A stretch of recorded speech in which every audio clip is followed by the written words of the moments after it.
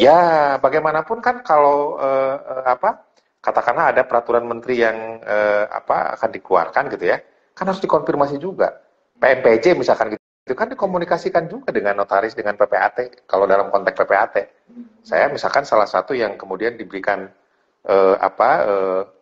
kepercayaan ya waktu itu ya untuk kemudian ikut masuk di situ ya dalam tim itu. Walaupun tentu kan pendapat saya misalkan dalam satu tim tersebut belum tentu juga akan selalu diterima gitu ya kan, bagaimanapun itu adalah musyawarah kan. Nah ini juga sama gitu loh, menurut saya memang akan lebih baik kalau kemudian menurunkan tensi dua-duanya, semuanya, semua pihak gitu ya. Oke, kita berpikirnya itu adalah berpikir sisi positif ke depan, jangan berpikir hanya sekedar haus kekuasaan saja. ya. Betul. Nah, melibatkan, nggak salah kan, bukan melibatkan ya, datang ke Kumham, ke Dirjen, minta ya ngobrol diskusi lah ya. Tapi kan dari kedua belah pihak itu menyalahkan, itu kemana? Nah itu yang saya bilang, rembuk nasional itu kan jangan sampai kebablasan. Ya kan yang kemudian dirumuskan melalui rembuk nasional bahwa yang ini seperti apa itu tidak ketemu gitu ya. Kalau memang mau seperti itu ya sudah tinggal di voting aja, kenapa sih kan gitu? Kan kalau nggak salah. Satu tetap di Jabar kecuali Bandung, satu nggak mau di luar Jabar, Bali. Opsi ketiganya ini kan menyerahkan kementerian. Yaitu kenapa kemudian itu saya bilang itu kebablasan gitu ya. Kan memang anggaran dasar rumah tangga kan nggak seperti itu. Bagaimanapun yang namanya rembuk nasional itu jangan kemudian mengangkangi ADART dong.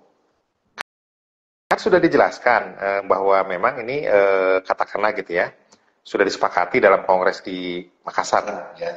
Di Jawa Barat, ya sudah Jawa Barat aja kan gitu, nggak pusing-pusing gitu kan, tiba-tiba diserahkan ke kementerian, ke Dirjen AHU, suruh memutuskan di mana, ya oke, ternyata kan memutuskan di Banten, oke, kan disebutkan di Banten gitu ya, tiba-tiba nggak ini, jadi kayak gimana sih katanya diserahkan ke gue, lu giliran gue ini, ya. Tempat ternyata yang diberikan perpanjangan masa bakti. Nah itu yang mungkin saya bilang di beberapa wawancara sebelumnya kan saya sebutin. Saya tidak saya sebagai orang di situ anggota gitu ya, tidak anti kepada siapapun gitu loh. Asal prosedurnya benar gitu loh. Sesuai aturan, sesuai rule of game-nya jelas gitu ya, bahwa habis di bulan Mei 2020 misalkan gitu. 2022 ya. 2022 ya sudah habis. Perkara nanti mau diangkat lagi sebagai PLT, itu hal lain, silakan. Kan habis dulu jelas habis gitu ya, PLT ya sudah. Baru nanti berikutnya. Kan menteri loh, Dirjen loh ya. Iya itu, makanya apakah dia kemudian membaca ADART? Enggak. Kan Dirjen yang mau memperpanjang. Iya ngerti, makanya kan bagaimanapun yang namanya anggaran dasar rumah tangga itu adalah perjanjian kan, anggota. Yang namanya perjanjian itu adalah berlaku untuk para pihak kan, tidak berlaku untuk pihak lain dong. Nah, saya mau ke belakang tertarik dengan pendapat rembuk nasional, oke. Kemudian memutuskan oleh Dirjen tempat, tapi plus ya minta satu dikasih banyak lah bonus. Saya ada satu pendapat dari Nasum juga. Loh, sebelum masuk keputusan itu dilihat dulu batas kewenangannya terhadap yang memberikan putusan pihak pertama, pihak kedua sejauh mana. Kan situ kan ada yang ditandatangani. Tapi yang satu ditandatangani oleh Habib, satu orang, yang satu diwakili oleh satu orang. Iya, itu sebetulnya belum masuk ke sana ya. Jadi pertama dari segi tuntutan. Kalau kita bicara tentang suatu tuntutan gitu ya, suatu gugatan gitu ya. Gugatan itu kan dua misalkan. Masa dikabulkannya jadi 5 kan nggak mungkin. Itu namanya ultra petita gitu kan. minta ya. Jadi memang itu sesuatu yang aneh gitu kan. Kalau kemudian minta 2 dikasih 5, nggak ada ceritanya gitu loh. Nah, itu yang pertama. Yang berikutnya adalah kalau tadi ditanyakan kewenangan, batas kewenangan. Ya kalau organisasi kita mengatakan kewenangan untuk bertindak selaku ketua umum itu harus misalkan ketua umum dengan sekretaris, ya itu harus dilaksanakan. Kalau ketua umum nggak ada, apakah 1 orang ketua dengan 2 orang sekretaris dan seterusnya itu ya? Kalau nggak salah pasal 12 itu bicara dua ketua bidang dan 1 sekretaris. Makanya itu tadi kan itu yang rule of game-nya kan yang harus dipakai gitu loh. Kalau kemudian itu tidak bisa atau kalau itu tidak dilaksanakan, berarti kan ada sesuatu, ada something wrong. Kenapa? Karena logikanya PT gitu ya. Kalau mau ngejual aset lebih dari 50% harus persetujuan siapa? Oh, persetujuan rapat umum pemegang saham misalkan. Direkturnya, oh ini hanya disetujui oleh 1 pemegang saham saja, atau katakanlah hanya disetujui oleh komisaris saja. Sah nggak? Ya nggak salah. Berarti bisa batal dulu. Ya itu hal lain lah ya, itu yang saya bilang tadi gitu ya.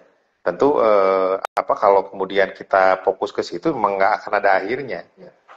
Kan yang terpenting menurut saya seperti yang disampaikan oleh Komisi 3 DPR ya harus dibereskan lah. Nah itu kan melibatkan yang pertama Kumham. Ya kan berlanjut tapi kan itu melibatkan Kumham berlanjut terus sampai kedua, ketiga dan yang terakhir tanggal 3 Maret. Yang notabene isinya nggak jauh berbeda dengan tanggal 29 perpanjangan sampai Agustus. Plusnya ada masa bakti diperpanjang sampai Agustus, tempat tetap di Cilegon, BSSN, Air14 itu kebenaran 3 ini dan ini tidak diatur. Nah itu yang pertama.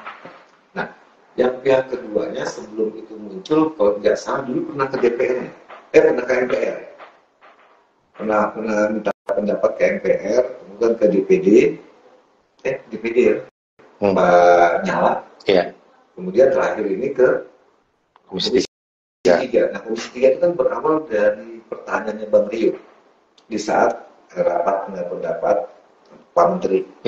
Hal lain sebetulnya. Tiba-tiba Bang Rio menanyakan tentang kondisi notaris yang tidak pernah kunjung selesai. Disebutkan kalau nggak salah Pak Menteri bilang dua-duanya keras kepala sudah berubah dan sebagainya. Nah, tanggapan kan. Kemudian ini melihat kondisi ini sejauh mana langkah pemerintah melihat organisasi ini. Kalau kondisi seperti ini. Ya saya sih sama seperti yang waktu ditanya pendapat Kang Mahfud waktu itu ya, bahwa dengan kita menyerahkan kepada pemerintah sebetulnya sama dengan kita siap untuk didikte. Siap untuk didikte. Iya, jadi dengan kemudian katakanlah diserahkan ke sana, ya kan terbukti kan tempat acara aja, tempat kongres aja ditentukan oleh mereka, walaupun kemudian tidak berlanjut lah ya.